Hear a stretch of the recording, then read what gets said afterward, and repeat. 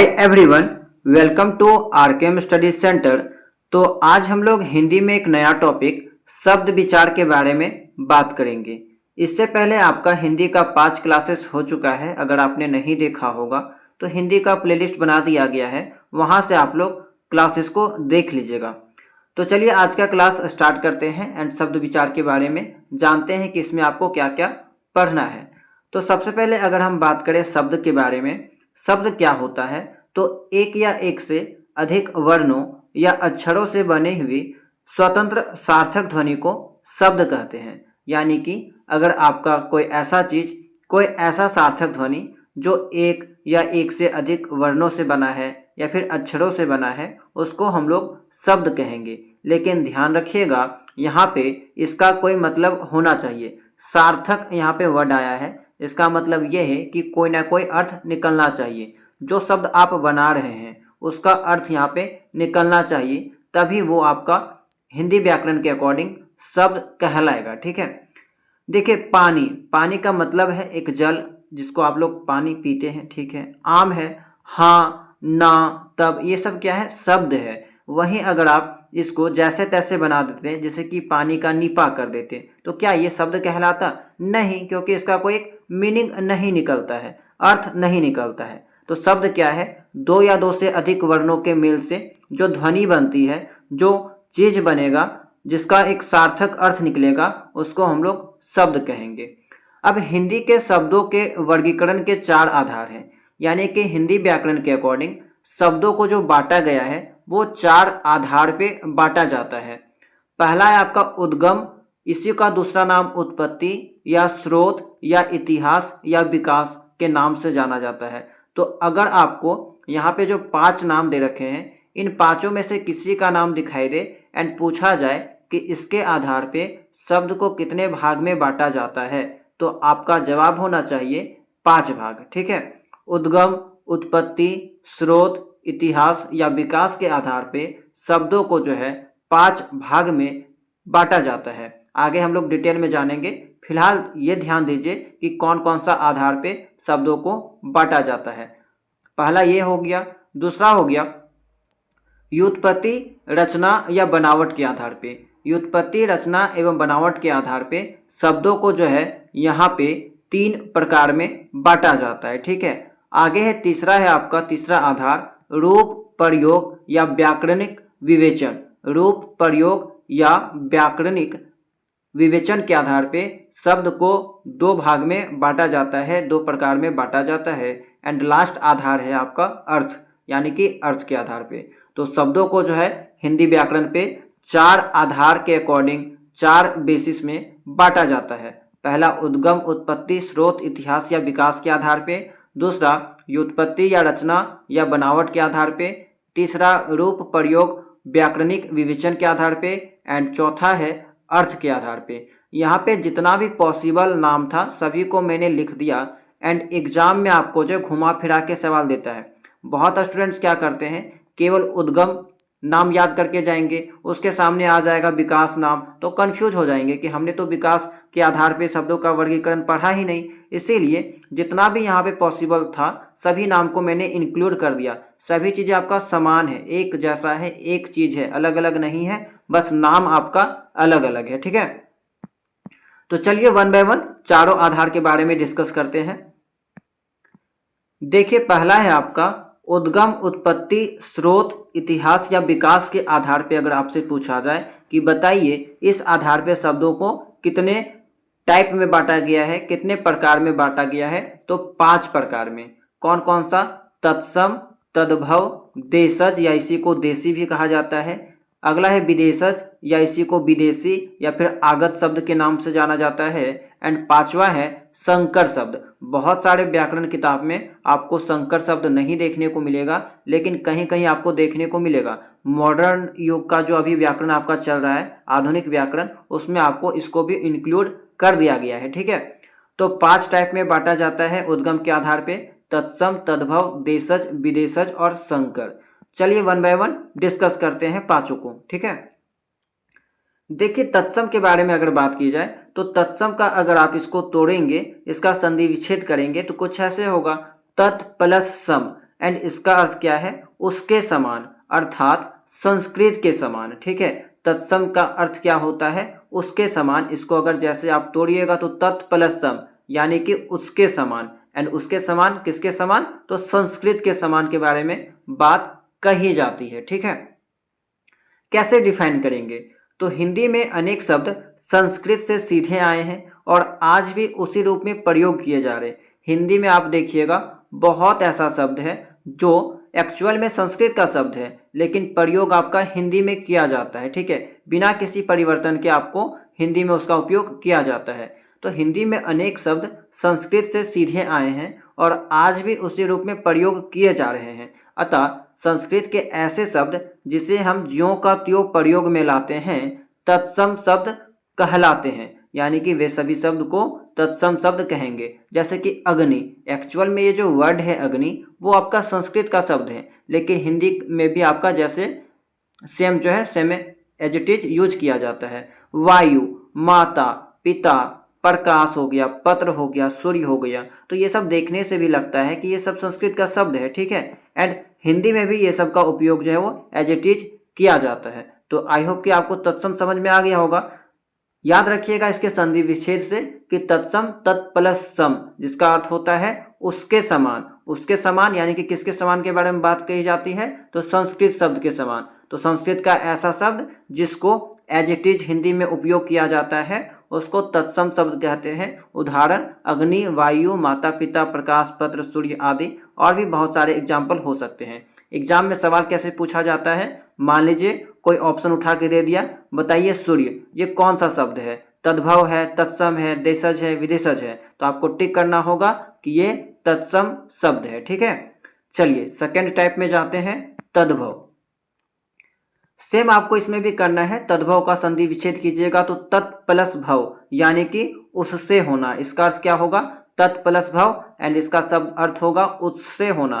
किससे होना, तो संस्कृत शब्दों से विकृत होकर बने शब्द। अब देखिए तत्सम में क्या था, संस्कृत का शब्द जो है एज इट इज सेम आपका उठा के हिंदी में उपयोग किया जाता था, लेकिन तद्भव में क्या होगा कि संस्कृत का शब्द का उपयोग तो हिंदी में किया जाएगा लेकिन इसमें जो है वो विचलन देखने को मिलेगा, परिवर्तन देखने को मिलेगा। ठीक है, थोड़ा सा अंतर क्या है कि आपको एज इट इज यहाँ पे नहीं देखने को मिलेगा। संस्कृत के शब्द में थोड़ा बहुत परिवर्तन करके उसका उपयोग हिंदी में किया जाता है तद्भव के अकॉर्डिंग। ठीक है, तो संस्कृत शब्दों से विकृत होकर, परिवर्तित होकर बने शब्द। हिंदी में अनेक शब्द ऐसे हैं जो निकले तो संस्कृत से ही हैं पर प्राकृतिक, अपभ्रंश, पुरानी हिंदी से गुजरने के कारण बहुत बदल गए हैं। वे शब्द जो संस्कृत भाषा से विचलित होकर बने हैं उसे तद्भव शब्द कहते हैं। जैसे कि आप समझ सकते हैं आंसू, आंसू जो शब्द बना है वो किससे बना है, अश्रु से, एंड अश्रु आपको कहा जाए तो किसका शब्द है, अश्रु आपका संस्कृत का शब्द है। सेम कर्पूर, तो कर्पूर आपका संस्कृत शब्द है। अब एंड इससे आपका क्या बना है, कपूर। ग्राम, ग्राम क्या है आपका संस्कृत शब्द है, एंड इससे आपको क्या देखने को मिला है, गांव। तो ग्राम जो शब्द था इसमें क्या किया गया है, थोड़ा बहुत परिवर्तन करके इसको गांव बना दिया गया, एंड इस गांव का उपयोग हिंदी में किया जाता है। सेम हो गया, घृणा से आपका घिन बना है। पीत, पीताम्बर आप लोग बोलते हैं पीत से, यानी कि पीत क्या आपका संस्कृत शब्द है, इसमें थोड़ा सा परिवर्तन करके हम लोग पीला बना दिए एंड इसका उपयोग हिंदी में करते हैं। सेम बंदर के लिए वानर, वानर आपका संस्कृत शब्द है एंड इसमें हम लोग क्या किए, थोड़ा सा परिवर्तन कर दिए एंड हिंदी में हम लोग इसको बंदर के रूप में उपयोग करते हैं। ठीक है, तो ये आपका हो गया तद्भव। तो आई होप कि आपको ये भी समझ में आ गया होगा तत्सम एंड तद्भव। ठीक है, तो इसको अच्छे से ध्यान रखिएगा कि तत्सम क्या होता है, तत् प्लस सम यानी कि उसके समान। किसके समान, संस्कृत के समान। तो संस्कृत का ऐसा शब्द जिसका प्रयोग एज इट इज हिंदी में किया जाता है उसको तत्सम शब्द कहेंगे। लेकिन तद्भव क्या होता है, संस्कृत का ऐसा शब्द जिसमें परिवर्तन करके हम लोग हिंदी में उपयोग करते हैं उसको तद्भव शब्द कहते हैं। ठीक है, तो आई होप कि आपको इतना तक क्लियर हो गया होगा। अब हम लोग नेक्स्ट टाइप में समझते हैं, नेक्स्ट टाइप को देखते हैं। यह सब और आसान है, नाम से स्पष्ट है, देशज या देसी। देशज कहने का मतलब देश का शब्द, देश में जन्मा। देखिए देशज का अगर आप संधि विच्छेद करेंगे तो देश प्लस ज यानी कि इसका अर्थ होता है देश में जन्मा। विभिन्न भारतीय भाषाओं एवं लोक प्रचलित शब्द को देशज शब्द कहते हैं। इन शब्दों का संस्कृत से कोई लेना देना नहीं है। ध्यान रखिएगा, देशज शब्द यानी कि देश के अंतर्गत बोली जाने वाली भाषा, देश के अंतर्गत विभिन्न समुदाय में बोली जाने वाली भाषा कह सकते हैं, ये आपका देशज शब्द है। जैसे कि खिचड़ी, कटरा, चिड़िया, पगड़ी, पेट, पिल्ला, डाब आदि, ये सब क्या है? देशज शब्द है, देश के शब्द हैं। ठीक है, अपने ही देश के शब्द हैं। आगे है आपका विदेशज। अब नाम से स्पष्ट है, विदेशज यानी कि विदेश के शब्द। विदेश प्लस जा, इसका अर्थ है वैसा शब्द जो विदेश में जन्मा हो। एंड इसी को दूसरा नाम हम लोग आगत के नाम से भी जानते हैं। कभी कभी स्टूडेंट कंफ्यूज हो जाते हैं, नाम नहीं पता होने के कारण पूछ दिया जाता है एग्जाम में कि आगत शब्द इनमें से कौन सा आगत शब्द है, लेकिन वे तो विदेशज शब्द पढ़ के गए रहते हैं एंड उनको आगत के बारे में नहीं मालूम रहता है एंड गलत करके आ जाते हैं। ठीक है, तो आपको यहाँ पे जितना भी पॉसिबल नाम था सभी नाम यहाँ पे बता दिया जा रहा है। तो आगत शब्द का अर्थ होता है आया हुआ। कहाँ से आया हुआ? विदेश से। हिंदी में अनेक शब्द ऐसे हैं जो है तो विदेशी मूल के, लेकिन विदेश से परस्पर संपर्क होने के कारण हमारे भारत में, हमारे देश में प्रचलित हो गए। अतः अन्य देश की भाषा से आए हुए शब्द विदेशज शब्द कहलाते हैं। विदेशज शब्दों में से कुछ को ज्यों का त्यों अपना लिया गया है, जैसे कि आप देख सकते हैं ऑर्डर, कंपनी, कैंप, क्रिकेट, ये सब एक्चुअल में क्या है? विदेशज शब्द है। लेकिन हम लोगों का जो भारत में है, हिंदी में जो प्रयोग किया जाता है वो एज इट इज सेम प्रयोग किया जाता है बिना किसी परिवर्तन के। एंड कुछ ऐसे भी शब्द हैं जिसका हिंदीकरण या तद्भवीकरण करके अपनाया गया है, यानी कि कुछ उसमें बदलाव करके हिंदी में उपयोग किया जाता है। जैसे कि ऑफिसर, तो ऑफिसर से अफसर हो गया, लैंटर्न से लालटेन हो गया, हॉस्पिटल से हम लोग अस्पताल उपयोग करते हैं हिंदी में। उसी तरह कैप्टन जो विदेश का शब्द है उससे हम लोग कप्तान बोलते हैं। गोडाउन ये विदेश शब्द है, लेकिन इसमें हम लोग परिवर्तन करके गोदाम नाम दे दिए। जनवरी ये विदेश शब्द है, इसमें थोड़ा सा परिवर्तन किए, इसमें थोड़ा सा हिंदीकरण किए, तद्भवीकरण किए एंड फिर हम लोग उसको जनवरी के नाम से जानते हैं। तो आई होप कि आपको ये 4 टाइप अभी तक जो बताया गया वो क्लियर हो गया होगा। अब नेक्स्ट टाइप हम लोग देखते हैं। अच्छा, यहाँ पे और एक चीज़ याद रखिएगा, विदेशज जो शब्द है यहाँ पे बहुत सारे अलग अलग जगहों से भाषा को लिया गया है। तो ये लिस्ट आप ध्यान में रखिएगा कि किस भाषा से कौन सा शब्द जो है हमारे हिंदी में आया है या हम लोग उपयोग करते हैं। जैसे कि अंग्रेजी भाषा से कुछ शब्द है, अपील, डॉक्टर, फीस हो गया, प्रेस हो गया, नोटिस, रेल हो गया, school, fund, committee, master, meter, गिलास, कीट, कमीशन, थिएटर आदि। ये सब ऐसा शब्द है जो अंग्रेजी भाषा से आया है। सेम अरबी भाषा से देखा जाए तो हो गया अदालत, फौज, अमीर, गरीब, इनाम, अजनबी, उम्र, एहसान, औसत, कसम हो गया, कीमत हो गया, खत, खबर, गरीब, गुस्सा, जालिम, तारीख, नतीजा, नशा, फकीर, फैसला, मुहावरा, लिफाफा, वकील, शराब, हिम्मत आदि। ये सब अरबी भाषा से लिए गए हैं। उसी तरह यहाँ पे फारसी का है, तुर्की का है, कुछ शब्द जो है आपका चीन से लिया गया है, फ्रांसीसी से लिया गया है। तो ये सब आप ध्यान में रखिएगा, क्योंकि यहाँ से भी सवाल आपको देखने को मिलता है। पूछ दिया जाता है कि बताइए ये शब्द किस विदेश से लिया गया है, कहाँ से लिया गया है। तो आपको बताना होगा कि अरबी से लिया गया है या फारसी से लिया गया है या फिर फ्रांसीसी से लिया गया होगा। ठीक है, तो इसको ध्यान में रख सकते हैं आप लोग। अब 5वां टाइप देखते हैं, संकर। ठीक है, तो यहाँ पे शब्दों का जो उद्गम या उत्पत्ति के आधार पे 5 प्रकार में बांटा गया था, ये 5वां है आपका संकर। अब ये क्या है?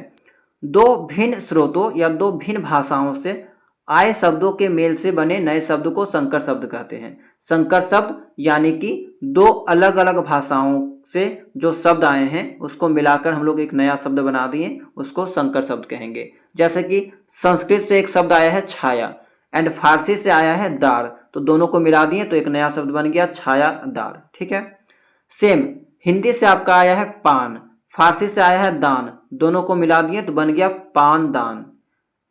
उसी तरह हिंदी से आया है नाका, फारसी से आया है बंदी, दोनों को मिला दिए तो बन गया नाकाबंदी। तो कहने का मतलब क्या है? संकर शब्द में आपका दो अलग अलग भाषाओं से आए शब्दों को हम लोग मिला के एक नया शब्द बनाते हैं। सेम देखिएगा, फारसी से एक शब्द आया है रफू, हिंदी से आया है चक्कर, दोनों मिल गया बन गया रफू चक्कर। अंग्रेजी से रेल, हिंदी में से आया है गाड़ी, तो आपका रेल गाड़ी।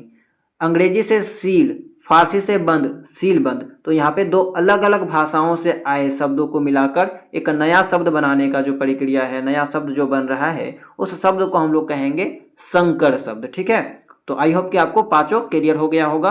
अब हम लोग नेक्स्ट आधार पे शब्दों को बांटते हैं।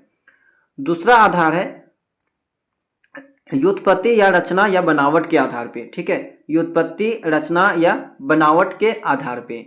तो रचना या बनावट के आधार पे शब्द को तीन प्रकार में बांटा जाता है, रूढ़, यौगिक एंड योग रूढ़। एंड यहाँ से आपका जो है पिछले साल एक सवाल भी पूछा गया था कि बताइए इनमें से कौन सा रूढ़ शब्द है या फिर यौगिक योग रूढ़ शब्द है। ठीक है, तो ये वाला इंपॉर्टेंट है, ध्यान दीजिएगा। हम लोग रचना या बनावट के आधार पे शब्द को तीन प्रकार में बांटते हैं, रूढ़, यौगिक एंड योग रूढ़। एक वन बाय वन समझते हैं कि क्या है ये। देखिए, रूढ़ शब्द वैसा शब्द जिसको खंडित नहीं किया जा सकता है। खंडित मतलब जिसको तोड़ा नहीं जा सकता है, टुकड़ा नहीं किया जा सकता है। और यदि हम लोग उसका खंड कर देते हैं, उसको तोड़ देंगे, तो उसका कोई सार्थक अर्थ नहीं निकलेगा, सार्थक मीनिंग नहीं निकलेगा। इसे जो है मौलिक या अयौगिक शब्द भी कहा जाता है। देखिए, अयौगिक क्या है? तो अयौगिक वैसा शब्द जो स्वतंत्र है, बिना किसी के सहायता से बना है, उसको अयौगिक कहेंगे। वहीं अगर यौगिक केवल आ जाएगा, ये जो अ है वो हट जाएगा, केवल यौगिक आएगा, जो कि आगे आपको देखने को मिलेगा। तो यौगिक में क्या होता है? वैसा शब्द जो दो या दो से अधिक शब्दों के मेल से बना है, दो या दो से अधिक चीज़ों के मेल से बनता है, उसको वहाँ पे हम लोग यौगिक शब्द का उपयोग करते हैं। ठीक है, तो इसी कारण से चूंकि रूढ़ शब्द आपका स्वतंत्र है, बिना किसी के सहायता से बना है, तो इसी कारण इसे मौलिक या अयौगिक शब्द के नाम से भी जाना जाता है। एंड दूसरा बात, इसको खंडित नहीं किया जा सकता है। अगर आप खंड कर दीजिएगा, तोड़ दीजिएगा, तो इसका कोई अर्थ नहीं निकलेगा। तीसरा पॉइंट है, एग्जाम्पल देखिए, जैसे चावल शब्द का यदि हम खंड करेंगे, इसको तोड़ देंगे, तो शब्द क्या बनेगा? चावल, चा प्लस वल बन जाएगा। अब देखिए, क्या ये दोनों का कोई मतलब निकलता है? बिल्कुल नहीं, ये तो निरर्थक हो गया, बिना किसी अर्थ का हो गया। ठीक है, तो ये क्या बन गया? यह चावल, तो यह तो निरर्थक खंड होंगे, अतः चावल शब्द रूढ़ शब्द है। इस तरह अगर आप देखिएगा, दीन, दीन को तो टूटेगा नहीं, एंड अगर आप इसको जबरदस्ती तोड़ दीजिएगा तो दी प्लस न, देखिए बिना मतलब का हो गया, कोई भी अर्थ नहीं निकला। उसी तरह हो गया आपका, जैसे कि दे रखा है मुंह या घोड़ा, तो घोड़ा को अगर आप तोड़ दीजिएगा जबरदस्ती, तो इसका तो कोई मतलब नहीं निकलेगा। घो प्लस डा, तो कोई मतलब नहीं निकलेगा, टूटेगा ही नहीं टूटेगा। तो ये आपका क्या हो गया? रूढ़ शब्द हो गया। तो ऐसा शब्द जिसको खंडित नहीं किया जा सकता है, एंड जबरदस्ती अगर आप जैसे तैसे तोड़ दीजिएगा तो उसका कोई अर्थ नहीं निकलेगा। ठीक है, तो ऐसे शब्द को रूढ़ शब्द कहते हैं। नेक्स्ट है आपका यौगिक। अभी मैंने आपको बताया यौगिक का अर्थ होता है मेल से बना हुआ, योग अर्थात मेल से बना हुआ। जो शब्द दो या दो से अधिक शब्दों से मिलकर बनता है उसे यौगिक शब्द कहते हैं। जैसे आप देख सकते हैं विज्ञान, विज्ञान जो शब्द है वो कैसे बना है? बी प्लस ज्ञान से, दो शब्दों के मेल से बना है। ठीक है, सामाजिक, समाज प्लस इक से, विद्यालय, विद्या प्लस आले से, राजपुत्र, राजा का पुत्र आदि। तो ये सब क्या है? आपका यौगिक शब्द है। यौगिक शब्दों की रचना तीन प्रकार से होती है, उपसर्ग से, प्रत्यय से और समास से। समास के बारे में मैंने आपको पढ़ा दिया है इससे पहले वाले क्लास में। उपसर्ग क्या होता है? वैसा शब्द जो किसी शब्द के आगे लगकर उसके अर्थ को बदल देता है, उसको हम लोग उपसर्ग कहेंगे। सेम प्रत्यय क्या होता है? ऐसा शब्द जो किसी शब्द के पीछे लगकर उसके अर्थ को बदल देगा, उसको कहेंगे प्रत्यय। ठीक है, जैसे कि यहाँ पे आप देख सकते हैं उपसर्ग का ये एग्जाम्पल कि ज्ञान एक शब्द है, ज्ञान, एंड इसके आगे हम लोग लगा दिए वी। तो आप देखिए, ज्ञान अलग चीज है, एंड जब इसके आगे हम लोग वी लगा दिए, एंड ये जो वी लगाए हैं वो आपका क्या है? उपसर्ग है। तो इसको जब हम लोग ऐड किए तो एक नया शब्द बन गया विज्ञान। विज्ञान आपका क्या है? एक सब्जेक्ट हो गया, एक विषय हो गया, एंड ज्ञान तो आपका नॉलेज हो गया। तो दोनों तो काफी अंतर है। सेम उसी तरह अगर प्रत्यय में देखें, यहाँ पे आप देख सकते हैं समाज। समाज आपका मूल शब्द है एंड जब हम लोग इसके पीछे एक शब्द लगाएं इक, तो आपका ये जो पूरा शब्द है, पूरा शब्द का अर्थ बदल गया, ये हो गया सामाजिक। एक था आपका समाज, इसमें जब हम लोग प्रत्यय इक प्रत्यय लगाएं तो ये बन गया हमारा सामाजिक। तो प्रत्यय क्या होता है? वैसा शब्द जो किसी शब्द के पीछे लगकर उसके अर्थ को बदल देता है, उसको प्रत्यय कहेंगे। उपसर्ग शब्दों के आगे लगता है, प्रत्यय शब्दों के पीछे लगता है। ठीक है। नेक्स्ट है यौगिक शब्दों की रचना 3 प्रकार से होती है, उपसर्ग से, प्रत्यय से और समास से, मैंने आपको बता दिया। नेक्स्ट टाइप देखते हैं योग रूढ़।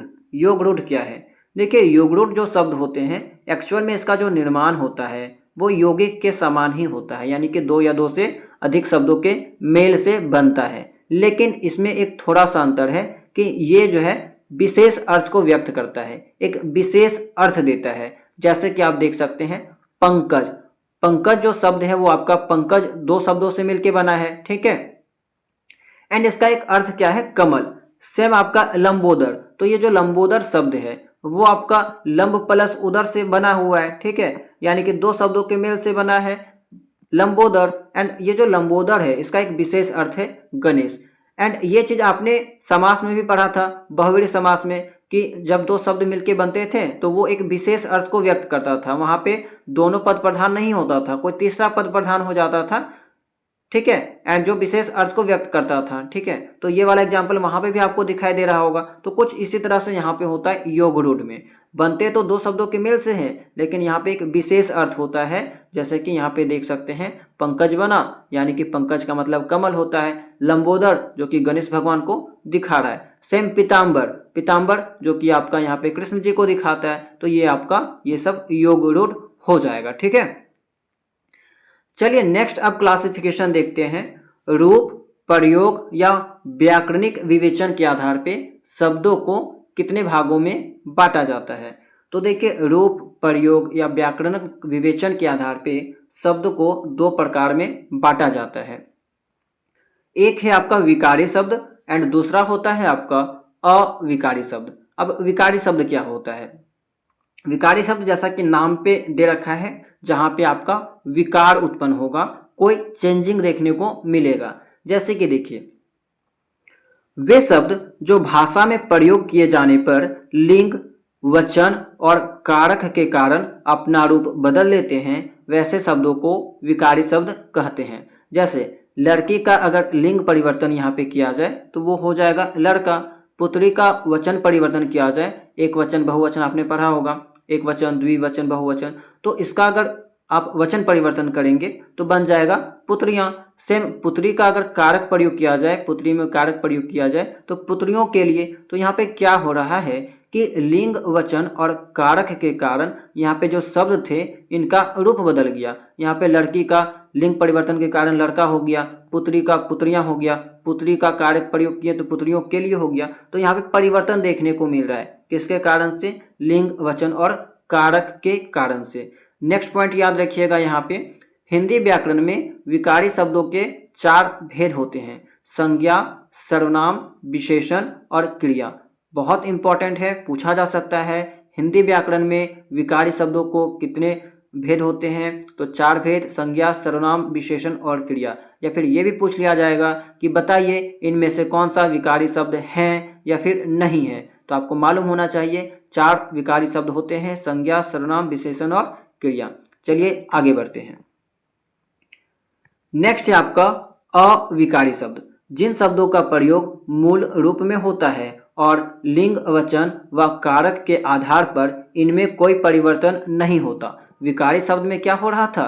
परिवर्तन हो रहा था, किसके कारण? लिंग, वचन और कारक के कारण। लेकिन अविकारी शब्द में परिवर्तन नहीं होगा, अर्थात जो शब्द हमेशा एक जैसे रहते हैं वे अविकारी शब्द कहलाते हैं। अब देखिए, आज ये वाला एक शब्द है, क्या इसमें आप इसका कोई परिवर्तन कर सकते हैं? अगर आप इसमें वचन डालिएगा, लिंग का यूज करिएगा, कारक का यूज करिएगा, तो कोई परिवर्तन इसमें आपको देखने को नहीं मिलेगा। सेम में हो गया, और हो गया, आहा, तो बहुत सारे ऐसे शब्द हैं जिसमें यहाँ पे विकार उत्पन्न नहीं होता, कोई भी परिवर्तन आप उसमें नहीं कर सकते। पॉइंट याद रखिएगा, सभी प्रकार के अव्यय शब्द अविकारी शब्द होते हैं। यानी कि जितने भी आपका अव्यय का टाइप्स होता है, अव्यय के शब्द होते हैं, वे शब्द अविकारी शब्द होते हैं। चाहे वो आपका क्रिया विशेषण अव्यय हो गया, संबंध बोधक अव्यय हो गया, समुच्चय बोधक अव्यय हो गया, या फिर विस्मयादि बोधक अव्यय हो गया। जब हम लोग अव्यय का क्लास करेंगे तो वहाँ पे अव्यय के बारे में डिटेल से बात करेंगे, ठीक है। तो फिलहाल बस आप याद रखिएगा कि जितने भी अव्यय शब्द होते हैं वे आपका अविकारी शब्द होते हैं। उसी तरह मैंने आपको अभी विकारी शब्द का बारे में बताया था कि जितना भी आपका संज्ञा हो गया, सर्वनाम हो गया, विशेषण या क्रिया शब्द, वे सब आपका विकारी शब्द होता है। चलिए आगे बढ़ते हैं।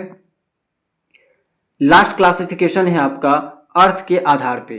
अर्थ के आधार पे शब्द को 4 प्रकार में बांटा जाता है। एक होता है एकार्थक, या फिर इसी को दूसरा नाम एकार्थी शब्द के नाम से जाना जाता है। नाम से ही स्पष्ट है, वैसा शब्द जिसका केवल एक ही अर्थ निकलेगा, एक ही अर्थ होता है, उसको एकार्थी शब्द या फिर एकार्थक शब्द कहते हैं। इसमें आप एग्जाम्पल के तौर पे रख सकते हैं ध्यान में, व्यक्तिवाचक संज्ञा के जितने भी शब्द हैं वो आपका एकार्थक शब्द है, यानी कि उसका एक अर्थ निकलेगा। व्यक्तिवाचक संज्ञा यानी कि जिससे किसी खास व्यक्ति, स्थान, वस्तु का बोध होता है, उसको व्यक्तिवाचक संज्ञा कहेंगे।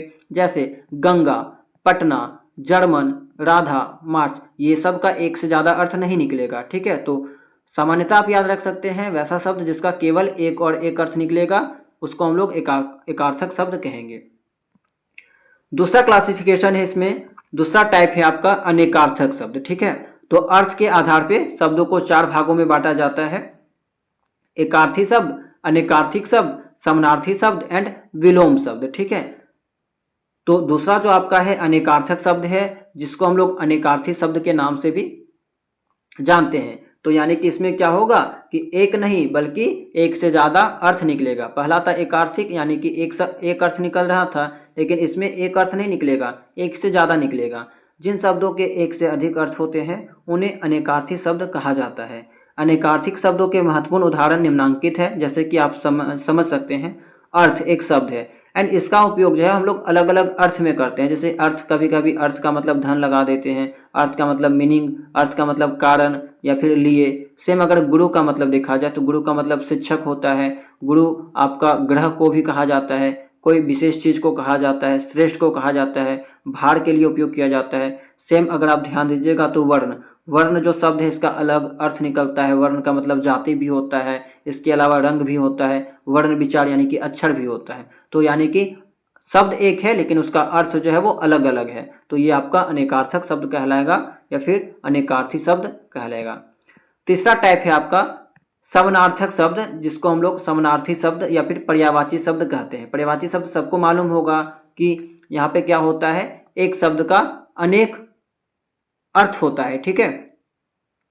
एक शब्द का अनेक अर्थ नहीं कहा जा सकता है, यानी कि समान अर्थ। एक शब्द का समान अर्थ वाले बहुत सारे शब्द होते हैं, तो समान अर्थों वाले शब्दों को पर्यायवाची शब्द कहा जाता है। कुछ उदाहरण इस प्रकार हैं। देखिए आँख, ये जो शब्द है इसको हम लोग समान अर्थों में बहुत सारे शब्दों में उपयोग कर सकते हैं। जैसे कि आँख को नेत्र भी कहा जाता है, लोचन भी कहा जाता है, नयन भी, चक्षु भी, दृष्टि भी, अंबक भी। तो बहुत सारे नाम हैं एंड सभी का मतलब सेम है। तो पर्यायवाची शब्द क्या है आपका, समानार्थक शब्द है, समानार्थी है, यानी कि समान अर्थ रखने वाले शब्द, ठीक है। नेक्स्ट टाइप है आपका विपरार्थक शब्द, जिसको हम लोग विपरीतार्थी शब्द या फिर विलोम शब्द के नाम से भी जानते हैं। विलोम शब्द यानी कि उल्टा शब्द।